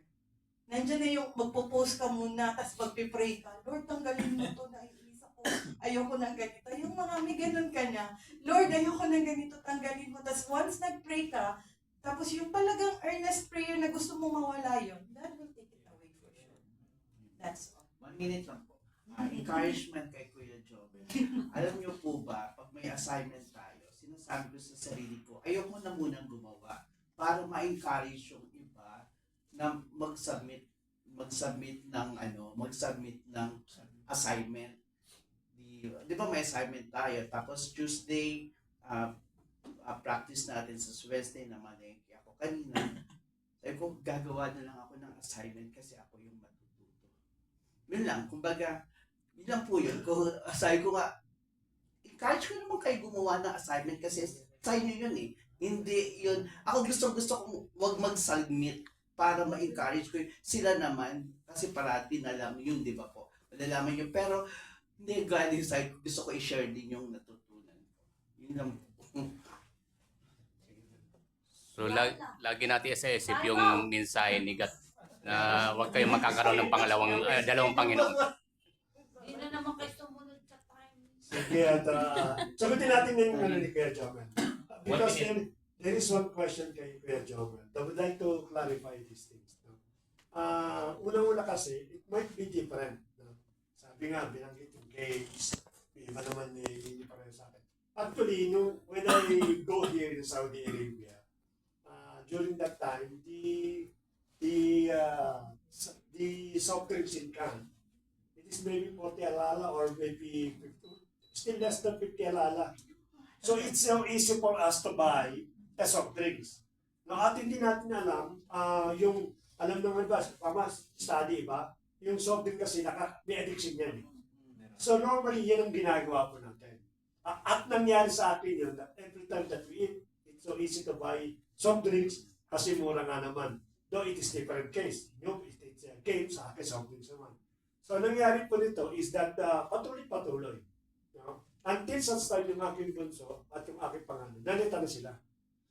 Parang sinabi nila, kasi si mama nila, they put poison sa ng bata, mamamatay daddy mo kasi may soft drinks. Ay bata ka. Tumalim sa isip nila, at aking mamamatay ka. Ponder, parang somehow nakakalusot pa din, pero hindi na ganun talaga regular. Ang pinaka nun. And because of the continuous na pagsisita, at of course, yung pag-iisip mo na, mahal ko yung mga anak ko, bakit kung hindi sila susundin eh? Until such time na totally tayo na wala talaga. One time, recently, siguro more than a month, I tried to sip one cold soft drinks. Pepsi yata yun, Pepsi o coffee. Alam mo yung nangyari sa lamunan ko? Nagkaroon po ako ng soft drink. Hindi na siya sanay. Kasi nawala na siya. And another thing, ang buhay ko pagdating ng bahay, alam ni Pastor yan, I always watching TV Patrol. Kasi world news talaga ako. Talagang current event ang ako talaga. Ati talaga ako. The moment that we sit down, nagkasama kami, open ng TV, panonoodin ko na yung TV Patrol ngayon, tsaka yung GMA7. I'll get all the information, then after that, tsaka ako naman magplano kami ni Mrs. Every night yan, ganun ang ganun. Hindi ko siya maiwasan bukas sa ano. Pagdating bukas ang pinakanan mo yan. But why? Almost 6 months na hindi nanonood ng TV. Bakit? Because I was busy in reading the Word of God. Yun yung naging paraan ko para alisin ko yung aking TV at palitan ko ng panibago. Which is for me, it is more productive. Pagdating mo ng bahay, pagdating ko kayo, ini-study ko na yung hermeneutics natin. Minsan ka nagtanong si Mrs. Sabi niya, Dad, wala tayong banding sa mga anak natin. Sabi ko, parang mag-banding. Friday may service tayo. Sa Saturday may prayer tower. Ngayon magkakaroon tayo ng seminar na ulit, di ba? Monday may tayong hermeneutics. Pagdating ng Tuesday may practice sila. Thursday may prayer meeting. Ano ba matitira sa atin? Pero look at this, no? If you are really busy, wala yung mundo. Hindi mo siya maisip. Hindi mo siya magawa. So nangangulugan, when we go back to sa tanong ni Kuya Jomel, it's a matter lamang to replace. Pagdating ko ng bahay, I have to replace something. Instead of open my computer and open my games, ano ba pwede ko i-replace? Baka pwede ka magpasamula ko ng Bible, or baka naman pwede ano. Kaya nga sabi natin if you are really involved, ako natutuwa sa nag-enroll po ng ng batch 4. Kasi that time, talaga pong maaasa ka nag-aral ka ng Saturday, and since na napag-aralan yung pinakanya, baka maaaring maging motivation. Katulad sa akin yung motivation, Saturday, Sunday, Monday, Tuesday, naaral ko yan. Ano ba sinabi ni Bishop? Ano ba sinabi ni Bishop? So, from the whole day, nawawala yung aking isipan sa mundo. Yung supposed to be manood ako ng TV, manood kami ng movie, wala na yun. Talagang pinakamisa na si Pastor. Uy, ano ba? Talagi ka na dyan. Kasi nga, pag natuto ka talagang gano'n, masarap pala mag-aral na mag-aral. Yung lahat ng bagay na ginagawa mo, mawawala po yun. It is 100% effective. Palitan niyo po ng bagay, yung bagay na hindi niyo maiwasan. Maganda rin po na meron kang kapartner. Yeah. Yung kapartner mo nun, alam mo na kaya kanyang sitahin. Kasi si Pas Bernard, din niya, na-skip niya yung story niya. Natigil siya sa pag-inom, ganyan. Pero nung nandito siya sa akin, dahil yung mga kapatid ko, mga tumador din. So, syempre, to please my brothers, nakikitagay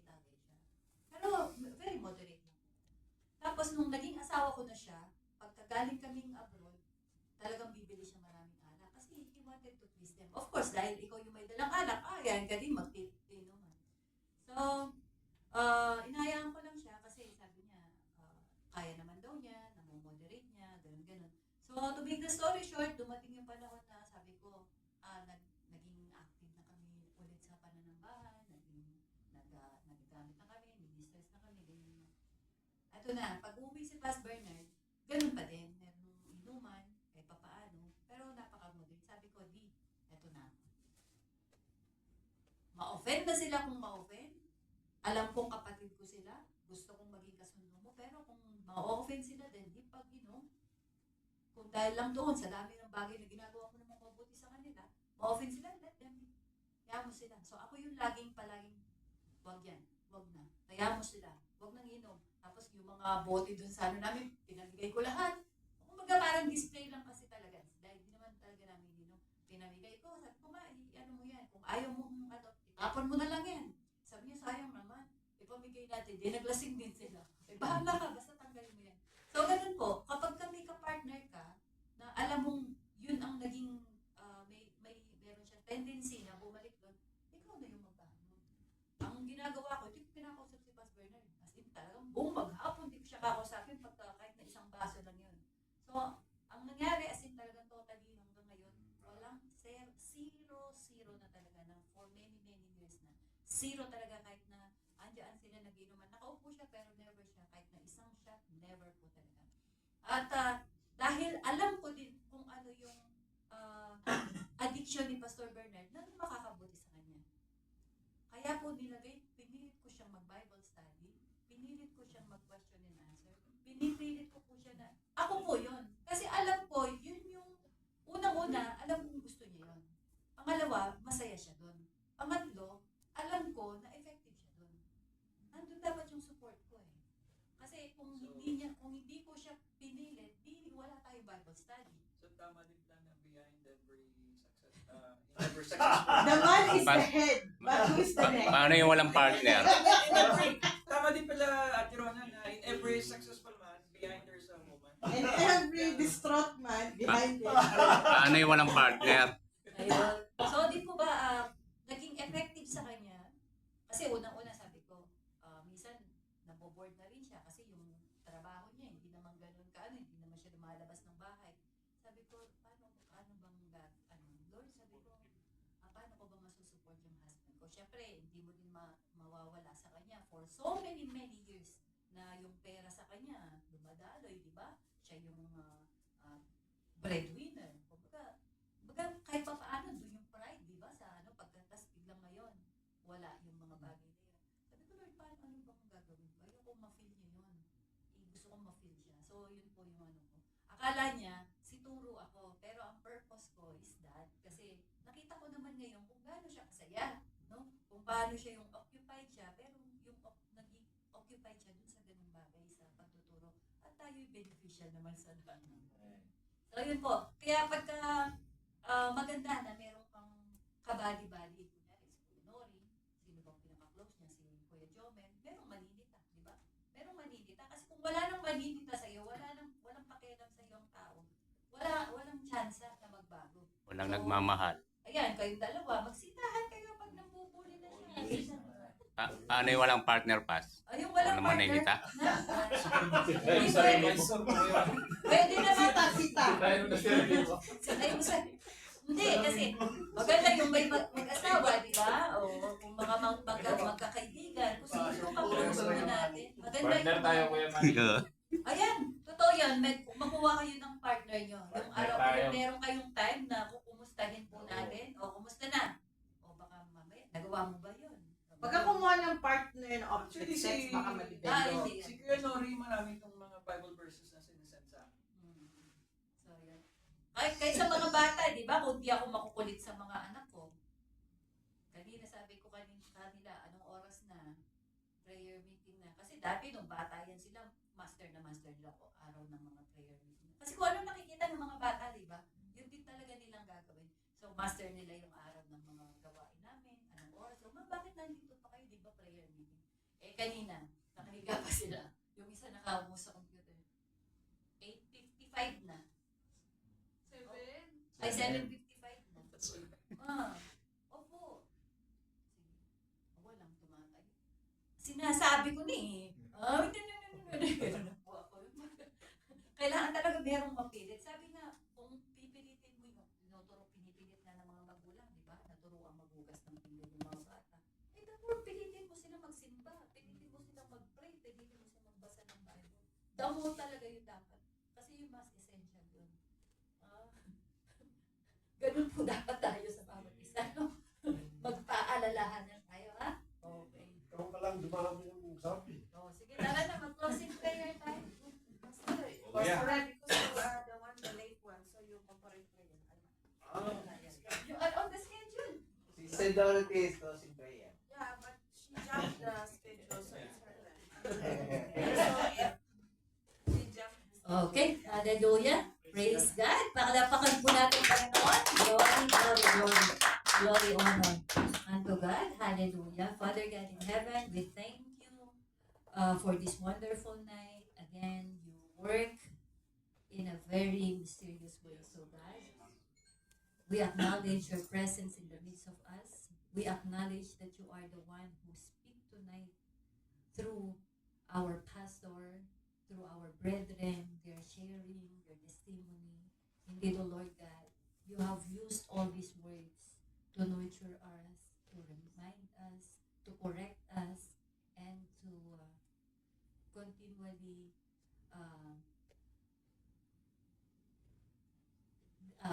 encourage us, Panginoon, to become a better person. Thank you so much, Father. Indeed, O Lord God, continually we acknowledge that everything that we have is coming from you. Everything, Panginoon, that we cherish in life, O Lord God, our family, our brethren, our possession, our knowledge, everything, Lord, everything, Lord, we acknowledge that you are the source of everything. And Lord, even we don't speak or open our mouth yet, you already knew what we needed. And you are so willing to give it to us. And Lord, that's why we have to be rooted in the Word of God, because your word are truth. And when we know the truth, that you are God who is willing to bless us, Lord, it will not be hard for us to come before you and pray, O Lord God. Knowing, Panginoon, that you have already healed us, it is not impossible for us to be healed, because that is the truth. Lord, even the world says we should be this way, but the truth says, your word says, we have our identity in Christ Jesus.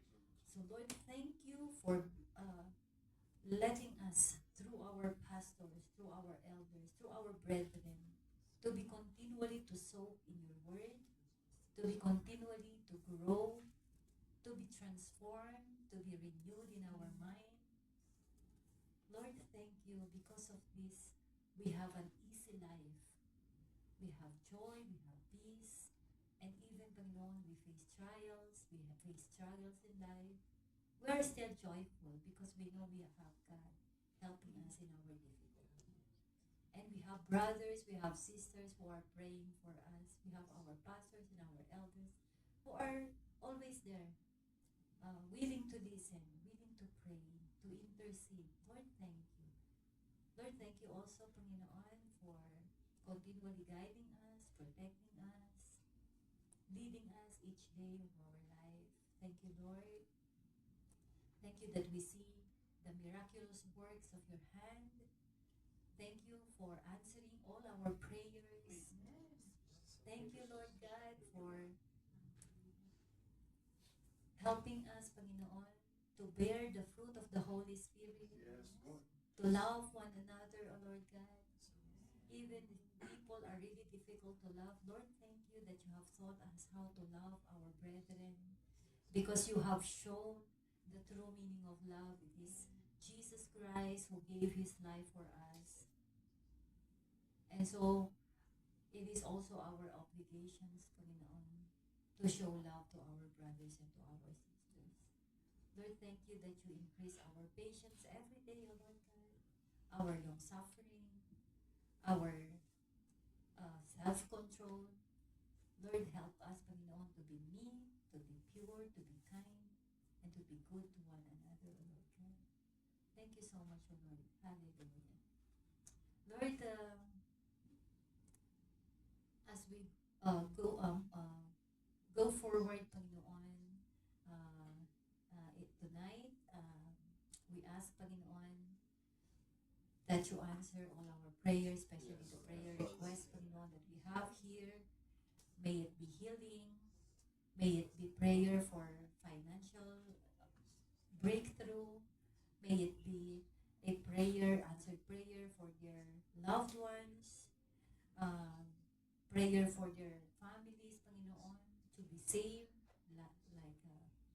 They may also receive salvation, Panginoon, in their family members, O Lord God. Maybe people are feeling down. They are spiritually drained. Lord, we pray for them, Panginoon, for the restoration of their spiritual fervor, O Lord God. Hallelujah. Kung trabaho, Panginoon, those people who are looking for a job, Lord, let it be unto them, O God. If it's for documentation, let it be unto them, O Lord God, in the name of Jesus. And Lord, those who would like to be part of the ministry, Lord, let the commitment, Panginoon, be on fire, O God, in the mighty name of Jesus. And Lord, as they worship and as they give their service unto you, Lord, hallelujah, help them, Panginoon, to become, hallelujah, as they do it, O Lord God, may the joy, Panginoon, from serving you, ang siyang patuloy nilang maranasan, O God, in the mighty name of Jesus. Lord, we also thank you, Lord God, for the job that we have, the opportunities that you have given us, the privilege, Panginoon. Hallelujah. Thank you so much, Lord. Thank you for the promotion. Thank you for the bonuses. Thank you for the salary increment. Lord, thank you so much for the favor that comes from our employer, from our colleagues, oh God. Thank you so much, oh Lord God. And thank you for the protection as we travel, oh Lord God. Those who are driving, salamat, oh Lord God. And Lord, we entrust to you our family members back home, oh Lord God. The way you bless us here, the way you protect us here, also, Panginoon, would be the same thing that you would do to our family members, oh Lord, in the mighty name of Jesus. We also pray, Panginoon, as we receive you as our Lord and Savior, as we see the truth, as we receive the love, Panginoon, for your love for us, Lord, sila man din, Panginoon, maranasan nila yung pagmamahal mo. Let salvation be upon our family members, oh God, in the mighty name of Jesus. Lord, we will not struggle, we will not push it, but we will keep on praying for it and believing, Panginoon, that Jesus is working, Panginoon, in our prayer, Lord God. Jesus and the Holy Spirit is convicting each one of our family members, Panginoon, for them to receive the Lord Jesus Christ, oh Lord God. Lord, maraming salamat po, Panginoon, and we pray, Panginoon, kay Pastor Bernard na ginamit mo as our exhorter for tonight. Thank you, Lord. Continue to use him as he soak his self, Panginoon, in studying your word. Lord, we see how he's being transformed from glory to glory. Lord, para, Panginoon, yung buhay, Panginoon, nila Moses na naglulunibing ang kanyang mukha kapag nakikita namin siya. Lord, may we be, Panginoon, have the same fervor, Panginoon, to study more, to be deepen more, Panginoon, sa iyong mga salita. Lord, maraming salamat po, Lord God. At sa lahat, Panginoon, ng mga kapatid namin na hindi namin nakasama, kung ano man mga prayer request nila, Panginoon, that are unspoken, Panginoon, Lord, you know everything. Nothing is too secret for you. And also, nothing is too impossible for you to do, Panginoon, to those who believe. Kaya, Panginoon, we put our trust, we put our belief in you, and ikaw na po bahala, Panginoon, na ibigay ang lahat ng aming mga prayer request more than we could ever expect. Maraming salamat po, Panginoon. At ayahan mo, Panginoon, for tomorrow, our services of God. We pray for every ministers that going to minister, Lord God. I pray for the corporate anointing be upon them, oh God, in the mighty name of Jesus. Let the Holy Spirit overflow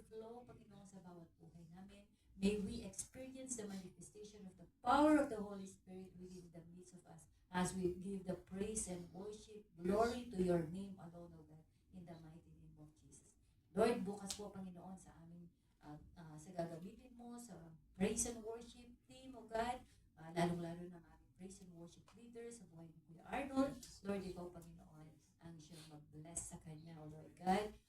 Alam ko, Panginoon, He's already preparing. You have already anointed them during their practice, O God. And more, Panginoon, bukas mag-overflow at maranasan din ng mga kapatiran namin yung anointing na yun, O God, in the mighty name of Jesus. Lord, for our preacher, O Lord God, in the mighty name of Jesus, sa buhay ni Sister Dorothy, she has been preparing her message, O God. Not just the message, but herself, O God. Mind, soul, and spirit, she's preparing, Panginoon, and doing, Panginoon, the prayer and fasting, O Lord God. Maraming salamat, Panginoon. We are expecting for an anointed message tomorrow, God, in the mighty name of Jesus. Let there be power, let there be boldness, a message that will change and transform people who can hear this message, O God. And as she speak, O Lord God, let the manifestation of the Holy Spirit be upon us, O God, in Jesus' name.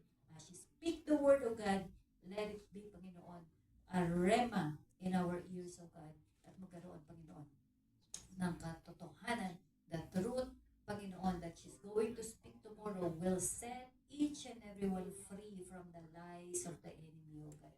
Maraming salamat, O God. You know each and everyone's heart sa mga magmi-minister bukas, O Lord God. Gayon din ang mga backup singer, gayon din ang mga instrumentalist, sa opening prayer, sa closing prayer, sa tithes and offering, O Lord God. Sa iyo po namin ipinagkakatiwala. Sa lahat, Panginoon, na magpe-prepare ng mga pagkain, O Lord God, bigyan mo po, Panginoon, ng katyagaan at pag-ibig sa kanyang ginagawa. Ganun po sa lahat ng mga transport ministers namin. Lord, hallelujah, pag-iingat mo ang siyang ipagkaloob sa kanila. Magkaroon po sila ng joy sa kanilang ginagawa, O Lord God, sapagkat sila yung unang-unang taong mamimit ng lahat ng mga susunduin nila. Makita, Panginoon, maramdaman yung kanilang welcomeness, yung sila man, Panginoon, ay ma-prepare mo na heart and soul, O God, in the mighty name of Jesus, na mag-illuminate ka sa bawat buhay po nila. Hindi do, Lord, ikaw po ang mag-protect sa kanila, sa kalsada, send angels before them to clear the road, Panginoon. So, no accidents, Panginoon, shall happen, O God, in the mighty name of Jesus. And we pray, Panginoon, and we declare that no plans of the enemy shall prosper against this church. Ikaw po ang nagsabi, Panginoon, even the gates of Hades shall not prosper against this church, O God, because you are the foundation of this church, O God. And we declare, Panginoon, that we are more than victorious, we are more than conqueror. We declare that we are children of God. We declare that we are the beloved of God. We declare that we are transformed in the mighty name of Jesus. We declare that we are the forgiven generation that will continually to praise and worship you in spirit and in truth. Lord, maraming salamat po. To you we give all the glory, the honor, and the adoration. In Jesus' mighty name we pray. Amen. Kuya Arnold, Kuya Regan, formal po ka sa formal. Formal. Kuya Arnold, Kuya Regan. Kuya Manny, may formal